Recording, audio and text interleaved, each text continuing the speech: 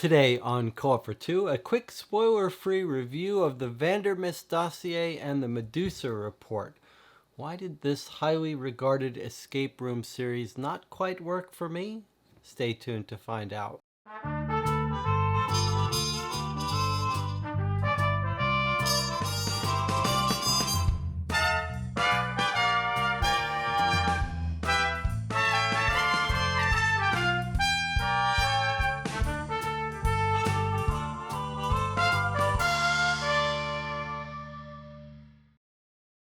Some preliminaries first. I purchased all of the games we play on this channel myself, and I have no relationship with any publisher. So if you want to see more unbiased reviews like this, I hope you'll subscribe to the channel and give this video a thumbs up. Now, the Vandermist Dossier and the Medusa report are the first two games in a trilogy, originally published in Dutch. Only these two are available in English. The Vandermist Dossier is the first episode and was kickstarted in 2022. Medusa report in 2023.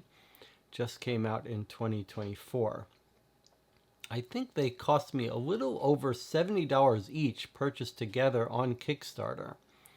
So they're quite expensive for an escape room, almost a cold case game, a puzzle game. We'll talk about that in a minute, but you can only play through these once. They can be reset with a little bit of difficulty. It took us about 5 hours to play through each on YouTube. You can watch those playthroughs, and at the end of those are full long discussions full of spoilers on what worked and what didn't. You can see if you watch those playthroughs, there's some real frustration at various points here and some very cool moments as well. Probably take you about 2 hours to play through each one. That's $70 for 2 hours. Whether a sort of deluxe escape room experience is worth that to you, only you know. But let's just spend a quick moment here talking about why this is being called an escape room adventure. I mean, the name for this genre varies. Different people use different things. But essentially, this is a puzzle game. These are boxes of puzzles that are strung together with a narrative. In this case, it's sort of a cold case spy narrative. But there's no real deduction, mystery solving going on here. It's all puzzles. These are very high quality, high production quality games here, but I do think it's worth looking inside the box. I don't want to show you details of anything, but I'm going to open the box so you can just see how empty the box really is. It's essentially just a thin dossier of 8.5 by 11 printed stuff in here, and then a tube, a small thing here. So it really is quite thin on contents. Medusa report is similar. And I guess that's a feeling I had throughout the playthrough of the game, that it just felt a little thin. Now, I've described this as an escape room game, and what I mean by that is it's mostly puzzles. There's no real deduction, mystery solving psychology going on here. It's really just a linear set of puzzles. Now, they are occasionally very good, clever puzzles, a good variety, but sometimes they feel like they're just there because they exist. There's not really much of a tie-in to the narrative. Now, there is an interesting little narrative here, and it's sold a little more prominently than it figures in the game. It sort of starts out as a sort of cold case spy narrative that feels compelling, feels like it's going to play a bigger role in here, but it's really just a little veneer over these puzzles. There's no internet in this game. The only thing you'll use the internet for is to get some hints, and there is a very good hint system, and for the solution to the game. But if you're a fan of tabletop experiences, physical hands-on stuff, this is much more of that type than some of the escape room games that make big use of the internet. Um, I've said that it feels a little thin, both boxes. If you imagine you're paying $70 for 2 hours of puzzles, you can see how that works out as not so great compared to many other games. There are some hidden little small puzzles that if you really want to spend a bunch of time going through these, you might be able to suck some more enjoyment out of. For me, I was ready to move on. If you watch the playthroughs, I've got playthroughs of both of these, and at the end of them, there's big spoiler-free discussions. You'll see there were real moments of delight at some of the puzzles that were very clever and neat, and some real moments of prolonged frustration here. So it's a mixed bag, a big variety of stuff. Some works, some doesn't. It is a polished set of games, though. There are no bugs to speak of. And it's very competently written, and everything does make sense in the end.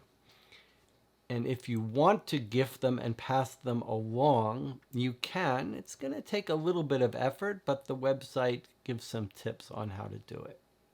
I've said that these games didn't quite work for me. Maybe that's being a little too harsh, but they certainly didn't stand out as my favorite experiences, especially for the cost. And for me, that does factor into these things. But let's talk a little bit about the areas where these games didn't quite work. While playing through it, I used the word gimmicky quite a bit, and I think that does sort of stick with me here. It felt like a bunch of these puzzles were sort of shoehorned in and felt a little gimmicky. It was hard to justify why they were inside the narrative of this game, whether it was codes and ciphers. I just felt a little bit like I was playing through someone's grab bag of cool puzzles, and they just tried to figure out a way to tie them all together. I mentioned codes and ciphers, but there's really not that much of that here. It's very heavily weighted towards spatial puzzles. Some people like those. Those are not my favorite type of things where you're trying to see something by looking at it in a different way or spatially arrange things. Some people love that stuff. If you do, maybe you'll have a better time with this game.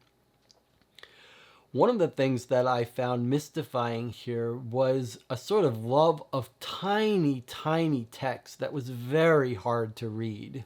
I think you're going to need a magnifying glass if you play these games. I don't understand why there was so much of it so often in this games. Maybe the Dutch can have better eyesight than the rest of us, but it was sort of inexplicable and frustrating for me.